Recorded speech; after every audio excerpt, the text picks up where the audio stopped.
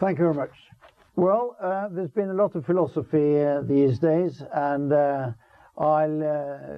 in a way, I'll start where the others have stopped. I'll talk about discrimination again, but in more concrete terms, and then more, what do we do about it more practically, you know.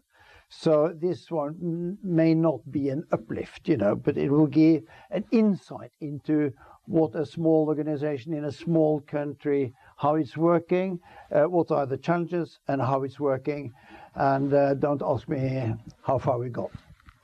Now, the first point of the discrimination is that the gender equality of the act in Norway favors women and discriminates men. And the way it does it is already in paragraph number 1, where it says the legal objective is to forward gender equality independent of sex. And the act aims especially to improve the position of women.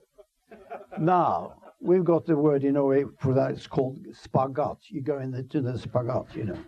And the ballet dancers know what that is. You know, you split your legs. You know. But the interesting thing is that when they discovered that the first sentence could be used for men to get access to female-dominated studies and places of work, they could be quoted in. Then they started to redefine the law, you know, and say that according to the official interpretation of the relationship between the two contradictory goals, the law not only prioritizes the improvement of the position of women before men, but also forbids the prioritizing of underrepresented men in women-dominated employment areas, as it would reduce the women's position on the labor market. Yeah. So this is a catch-22. There is an exemption, I must say, because when the Parliament, some men in Parliament reacted on this first paragraph and the second one, they said, well, it's important for men to be working in education for children and care for children, because that's gender sensitive. And so they made a prescription, or not a law, but it's in the regulations or something. We would say that, well, just in the fields of education and care for children, then men can be, in a way, enhanced to work or a place before women.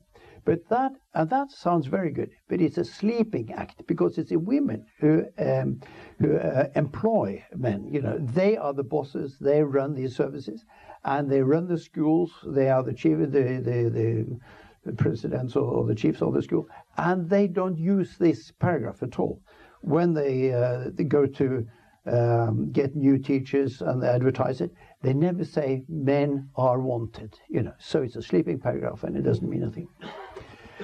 Now, the final thing here on this item is that the Norwegian gender equality apparatus is supervising and reporting on the Gender Equality Act is completely women-dominated, headed by the Ombudsman for Gender Equality, an important post held solely by women for the last 40 years. So here is what we call the goat is watching the or the horse is watching the oats sack, you know. It's catch-22. Now, the discrimination of boys and fathers starts right after birth.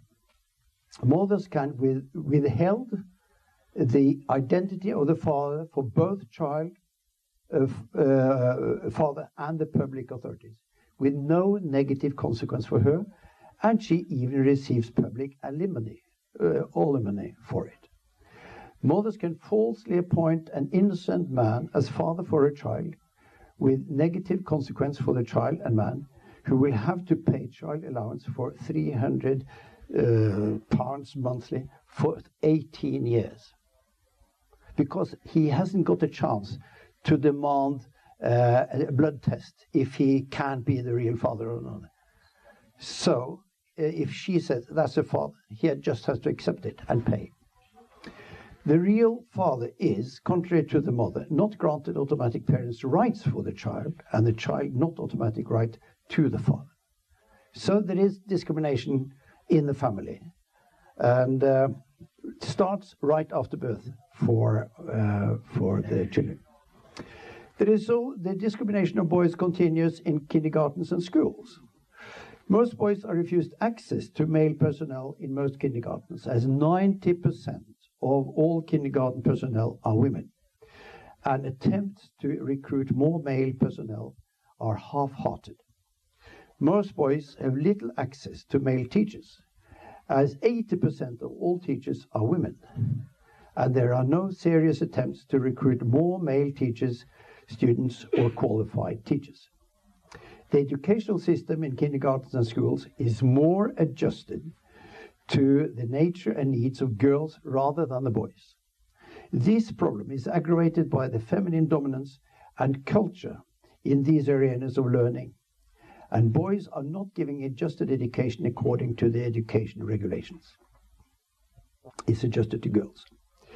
The female bias in education accounts in part for the weaker school performances of boys, and higher dropout rate and lower marks than girls, and less chances of obtaining academic studies and careers. Well, not only are boys discriminated, but fathers are also discriminated in the social and legal system. Fathers are not receiving the same public information about his child that the mothers receive, for instance, from school. You know, if there's something wrong with the school, or even meetings in the school, the father is not invited, even if, you know, if they know that he lives not in the same address as a woman. Paid parental leave is unevenly distributed between mother and father, with fathers' leave quota only 1/5 of mothers. Now, this is quite fantastic. The men has got 10 weeks family leave or parental leave paid, but the mothers have 50 weeks. And the father's leave was just cut off. They lost 2 weeks, so from 12 to 10. The Iceland has a fine system with there's 1/3 for the woman, 1/3 for the mother, 1/3 for the father, and then they can share the last third. This is what we are fighting for. But as you see, men only get 1/5 of the quota. Family counselors and court judges resist granting shared parenting to fathers. Police and/or courts do not charge or punish mothers for promoting unlawful false accusations of violence and incest against fathers in order to prevent father and child from seeing each other. I heard this from other people too. You know, this is obviously a sort of Western European thing. Neither for violation of father and children's legal rights to sabotaging contact between them, the contact between father and child, and that is perhaps the main reason why the members of the men's forum that I represent are getting organized. This is the sort of top injustice they can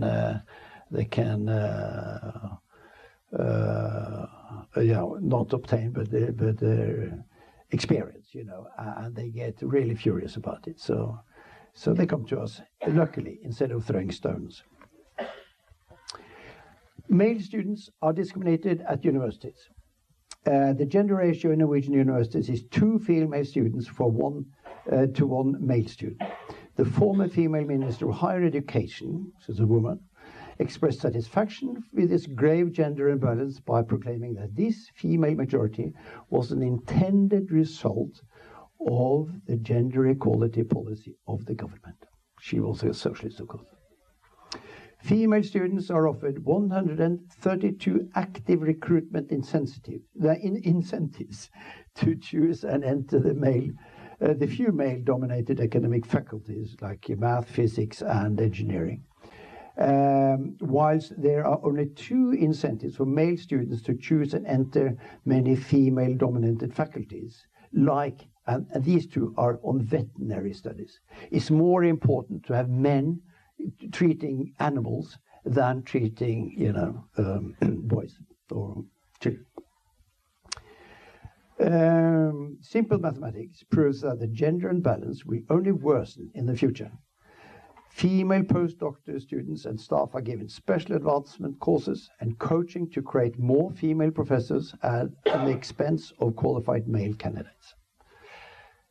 If that isn't enough, the next is the highest degree of gender imbalance is found in gender teaching and research. Norway's official centers for gender equality research. 90% of staff and students are women, and still no active recruitment incentives are given to improve the gender imbalance. These feminist hotbeds are, on the contrary, so wary of losing their gender academic monopoly that they refuse to adjust and balance the curriculum to attract more men. I took a course there, and it was a course in feminism, not gender knowledge.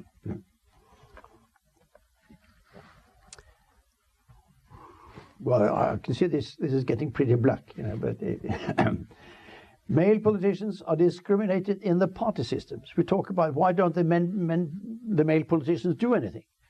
Well, they are actually discriminated in the party system, a bit willingly. They don't do much resistance, I think. But the fact is, the end is that national gender equality or family policies are decided in the political parties. And 7 out of 8 Norwegian political parties have established special women only subcommittees or networks to develop the party's gender and family policy. So the gender and family policy is run by the women in the party. This is their domain. These political party women networks cooperate across the party barriers to keep female supremacy in gender and family law and secure women's interests in other areas. So it's not only political, it's also cross-political. Male politicians who are speaking up against gender discrimination of men, fathers and boys, are jeopardizing their chances of party nomination and re-election. And that is a fact that keeps most male politicians tied on accepting feminism and even supporting it.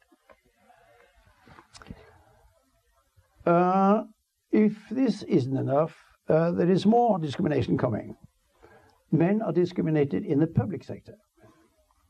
The Norwegian public sector is dominated by women, with 70% of the jobs held by women, both top and bottom.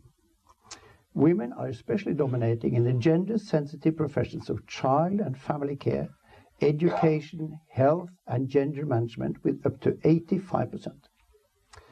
The position of National Gender Equality Ombudsman has been held only by women for the last 40 years. Well, I've said that before, but I can repeat it. In practice, a feminine monopoly. The main problem may not necessarily be the gender imbalance, but that the authorities make virtually no effort to recruit more men to improve the balance.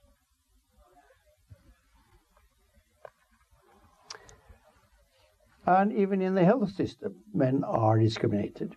It's legal to circumcise boys, not girls. Same as here.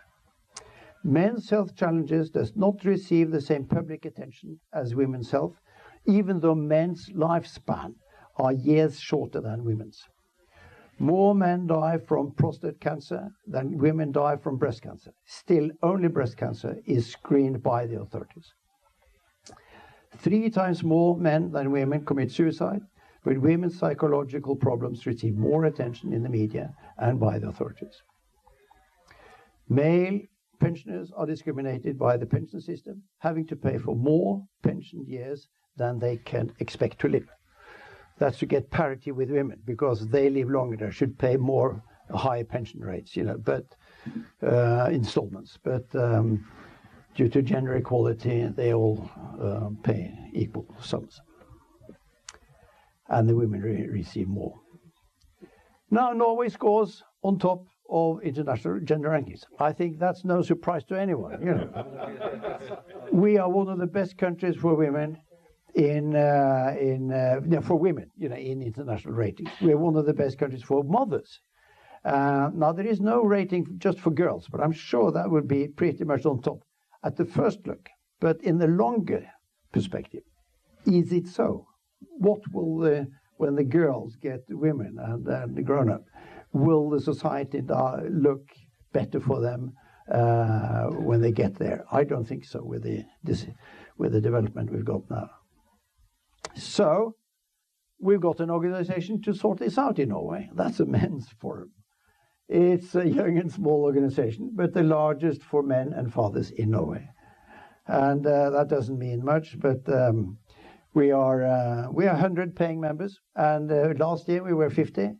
So by next year we should be 200. You know, if it rises the same length. We have 2,200 followers on Facebook. We're happy about that. We are open for women members, and some of the women are very valuable members. One of them is writing a book about men's plight or the father's plight in the system. So they're very valuable members. We've got a steering board of 6 plus 3, a budget of 20,000, and that looks quite good for an organization of 100 paying members. But we get money from the state. We apply to support for activities, and we have got money this year for some activities, and even for sort of the general running of the thing. And it was only then that we discovered how much money went to feminist organizations, because we are small male and we didn't apply for much, you know. But the female organizations, they get about 100,000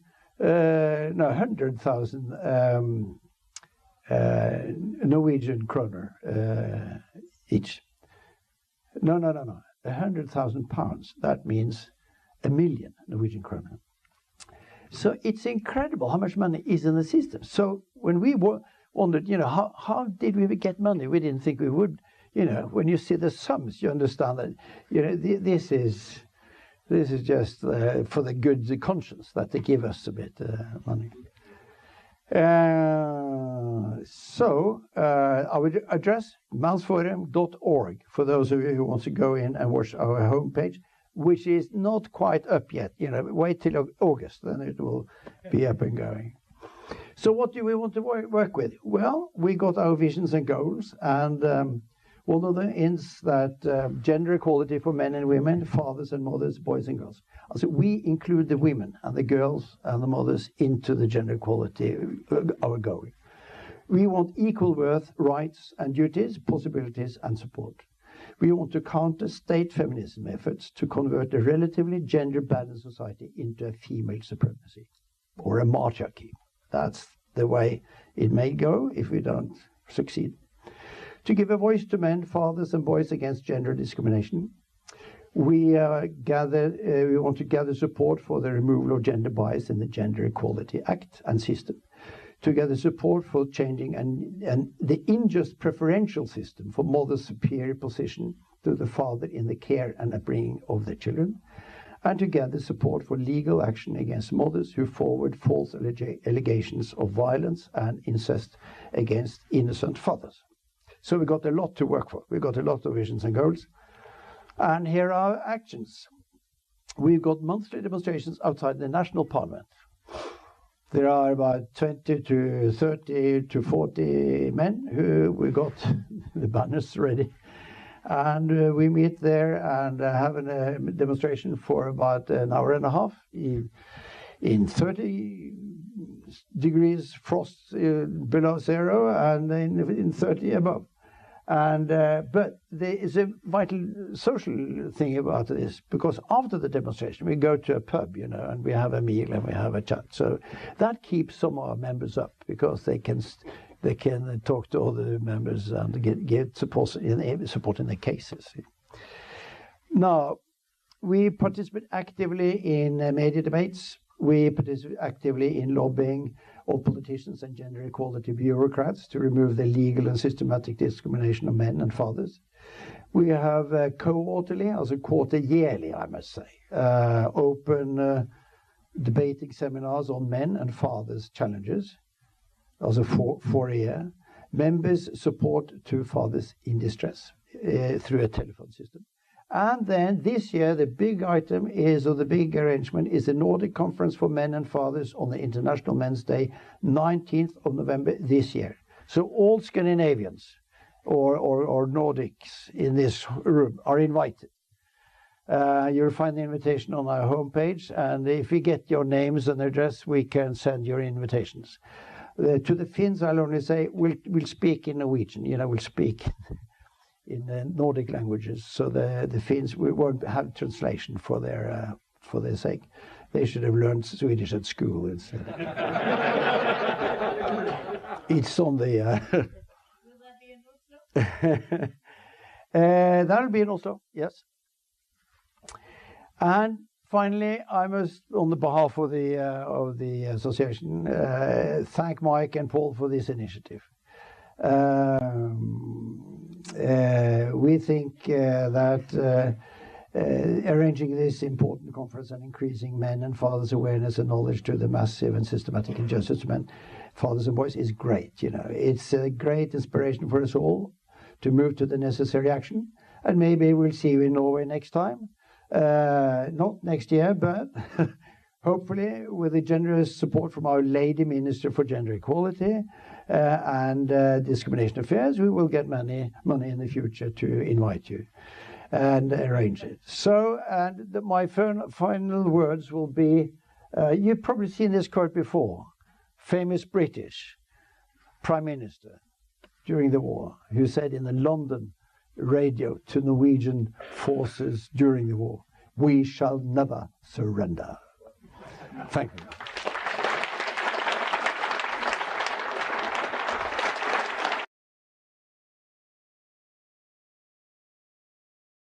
Speaking of Norway as from a German perspective, relatively rich country, what about private property? How is this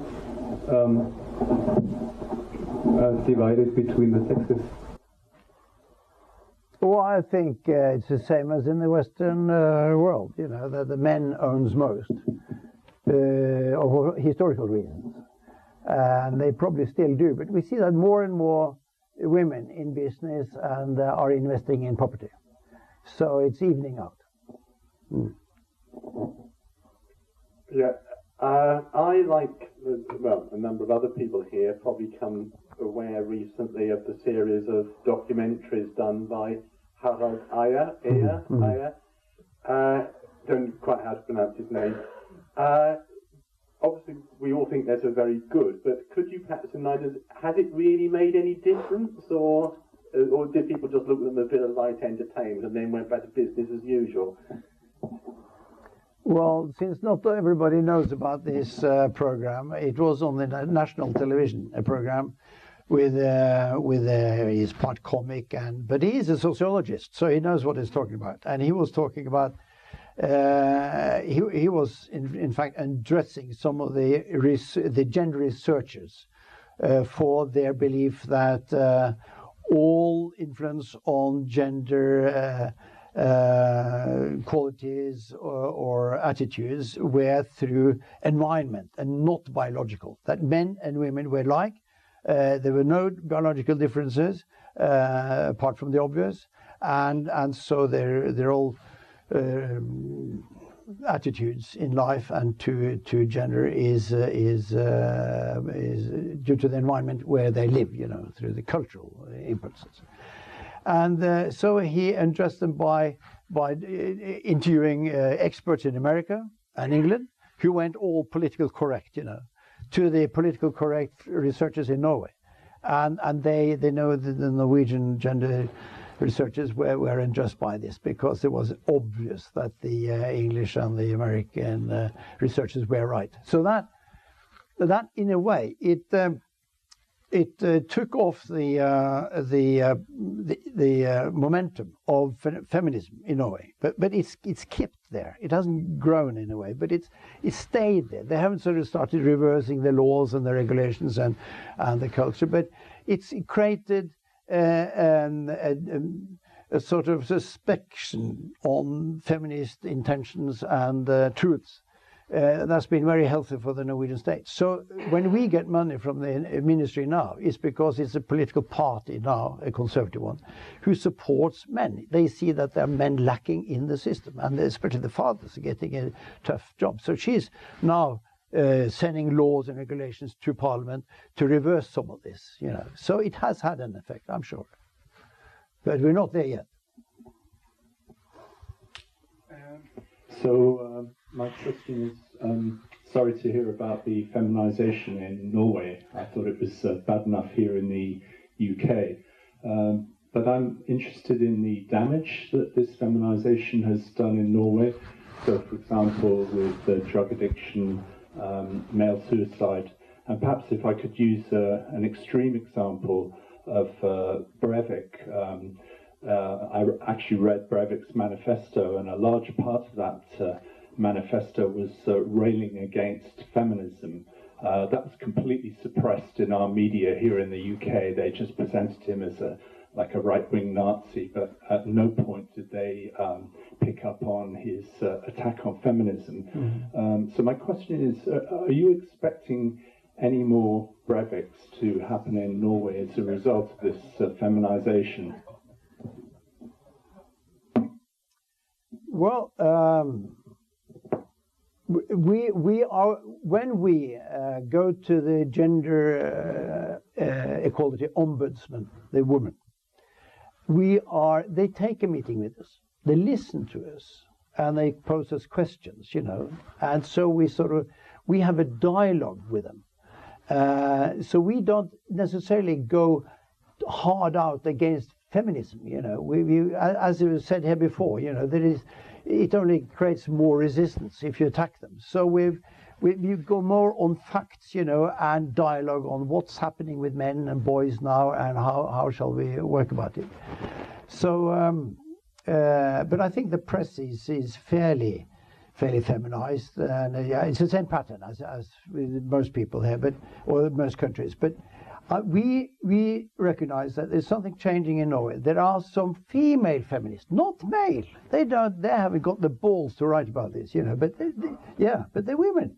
There are some women who started questioning the female, you know, how fantastic this is, and if what's happening to our boys, what's happening to young men, and they see that young men are just like in England, dropping out in stronger numbers, and feebling out, and not going to university, you know, which is dominated by women, and so they see there is something happening, and perhaps they have a son, they have a brother, they have a father, and perhaps they see this happening to them, and then through this they are questioning feminism, and they give us not too much support, but they're posing the questions.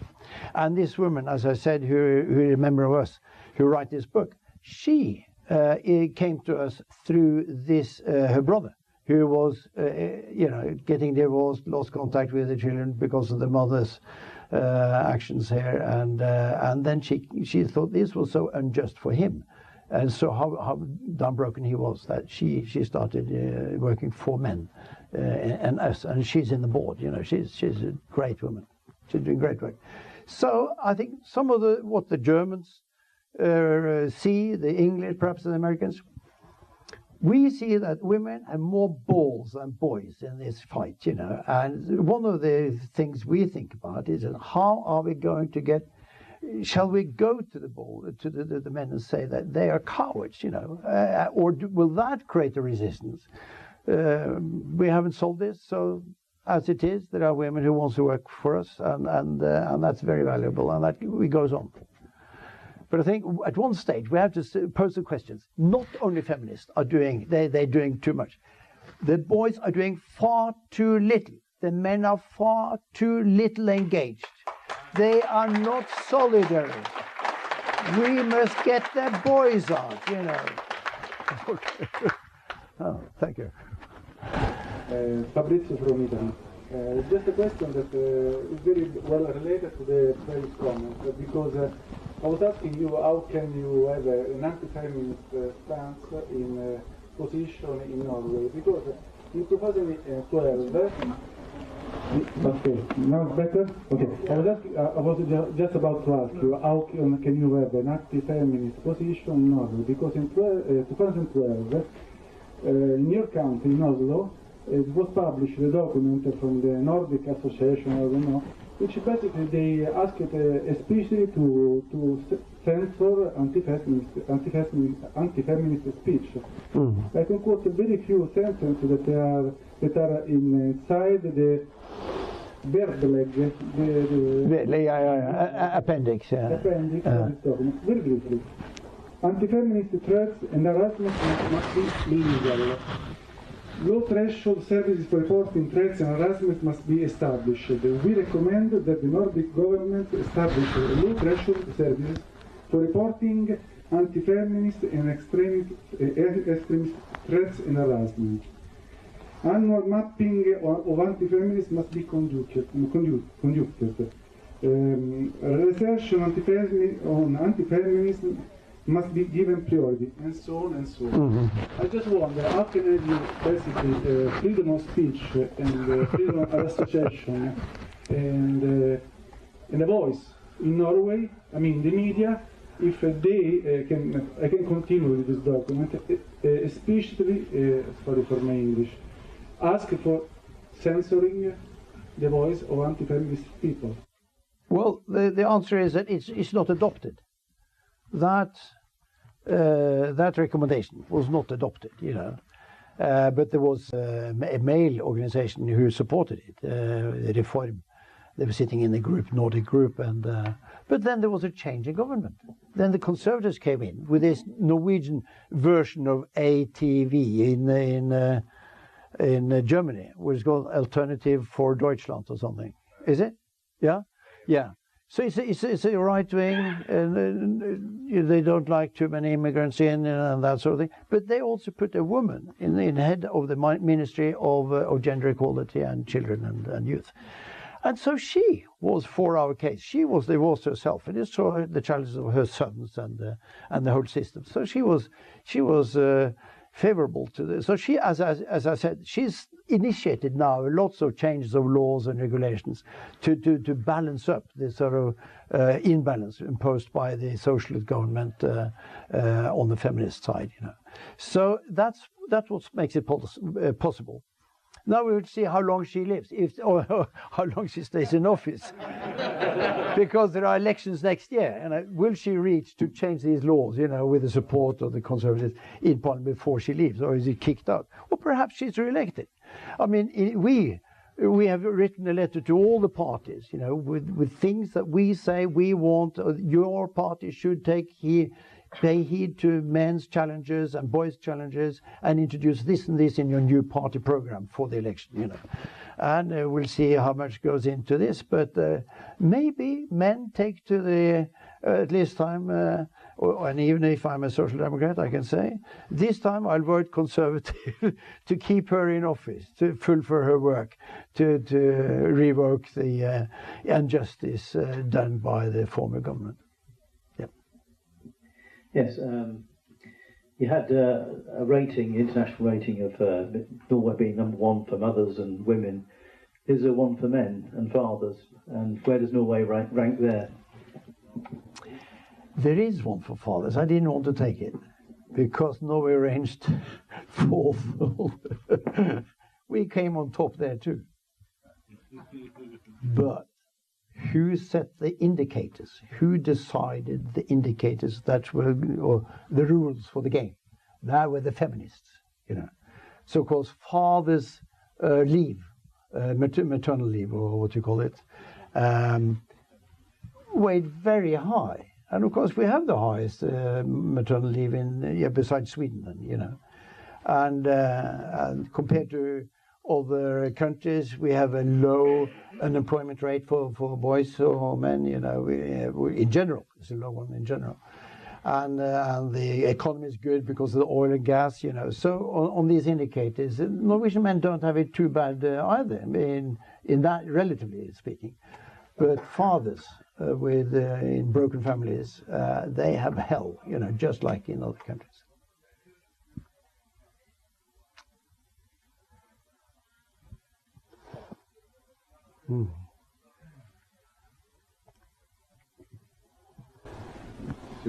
To answer that earlier question, how do men and boys in Norway get their balls back? That'll happen when men and boys no longer have to ask for forgiveness for being men, and when society starts to allow men to take pride in being men. I agree with that.